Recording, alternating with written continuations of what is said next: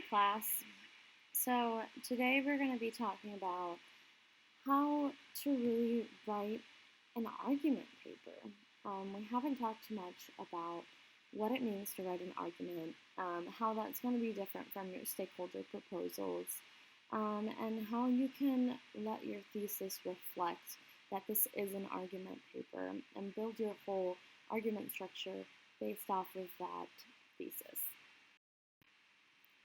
So, I know you guys are sick and tired of looking at this, but this is our writing as a conversation model.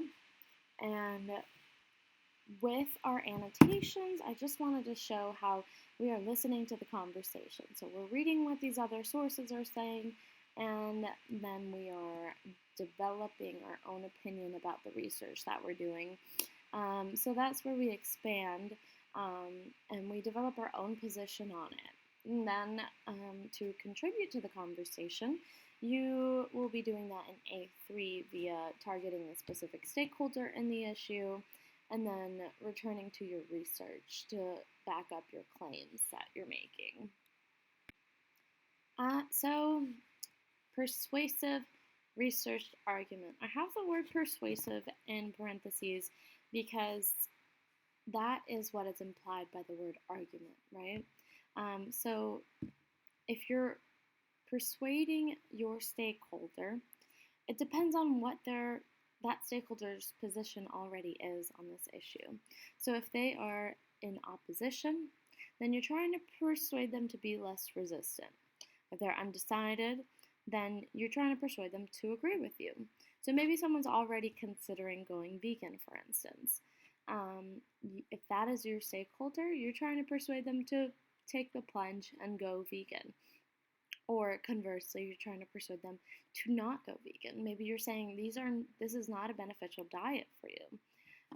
And then if they are already in agreement, then maybe you would need to persuade them to take action. So maybe your stakeholder in this example already knows that going vegan is the right thing to do, but they just can't take that last step. So maybe you would be persuading them to do it already, and you would be telling them how they can do it and why they should just take action now. So let's talk about stakeholders for a moment. Stakeholders are defined as an individual, group, or organization or institution that has a stake in a given issue. And remember that a stakeholder group does not have different perspectives on that issue. They share values, needs, and an understanding of that issue. So, that being said, I want you to think about which stakeholder needs to hear your perspective and why. So it may be that they have the most influence and can make the necessary changes that align with your perspective. Or maybe they're the ones that are the most impacted by the issue and are the most likely to take action. This is an informative essay. So you want to make sure that you're not writing it so that it seems like an informative essay. You're writing to persuade your stakeholder to think, believe, and act differently about the issue, not just to understand the issue. So that's something that's really important and that I really want to drill home in order for you to do well on this assignment. It needs to be persuasive. So the context for A3. We talked a lot about context in A1, and I just wanted to touch on this for this given assignment. The context is whatever issue you're talking about to one specific stakeholder, just like we did in A2, and in an academic context. So this is an argument paper that would be appropriate for your stakeholder and an academic audience. So your argument. Now let's see. Your argument should support your perspective. It should convince a specific audience to believe, feel, understand, and act differently on a given issue. Your argument should understand your audience's perspective and how to appeal to that perspective. So you want to think about their values, needs, and knowledge on this issue. And you want to make sure that you're using audience appeals, so logos, ethos, and pathos effectively. And for that, you want to know what those logos, ethos, and pathos are for that given audience, right? This could look different for a variety of different audiences. So it's important to really know your stakeholder. And if you don't know them, then it's important to really do some research. And then the foundation of the argument, as I'm sure you all know, is the thesis. The thesis is essentially the map of your entire argument. And then to build off of that thesis, you would include reasons and evidence, which are sort of the building blocks of that argument.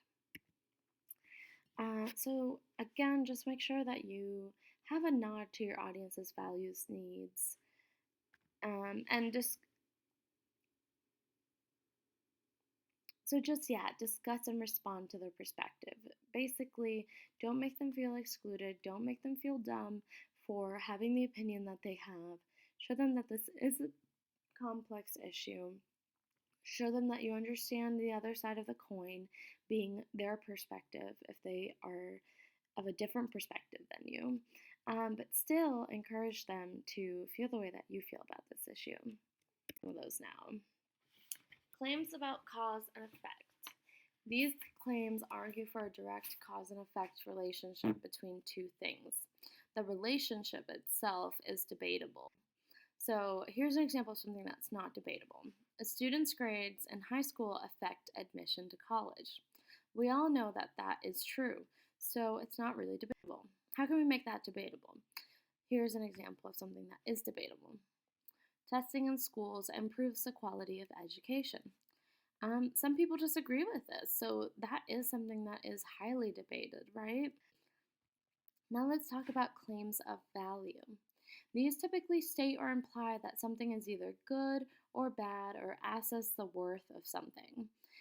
They lead to evaluative arguments. So whether that thing is good or bad is the debatable part. The not debatable example here is that murdering people is unethical. So we know that that's not really debatable. We can all agree that that's a bad thing to do. But here are some debatable topics. So capital punishment is unethical. We're talking about the death penalty. That's highly, highly debatable. People often debate it.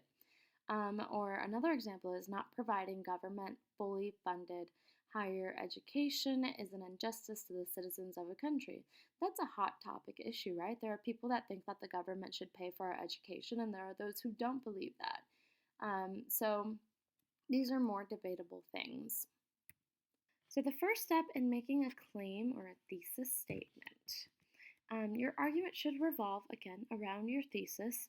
So you need to find reasons that will support your thesis. It's a thesis-driven argument. The issue should be decided this way. So thesis, because of A, B, and C. So those are your reasons. So you should go vegan because it's good for the environment, it's healthier for you, and it's cheaper. And your thesis should also answer your interesting questions that you came up with. You want to persuade your reader to accept your claim, to be less resistant of your claim, or to take action on your claim based on wherever that stakeholder currently stands on the issue. And all of your claims, I know I've said this before, but I'll say it again because it's so important. All of your claims should be debatable. So what that means is that your claims need to be something that someone can disagree with.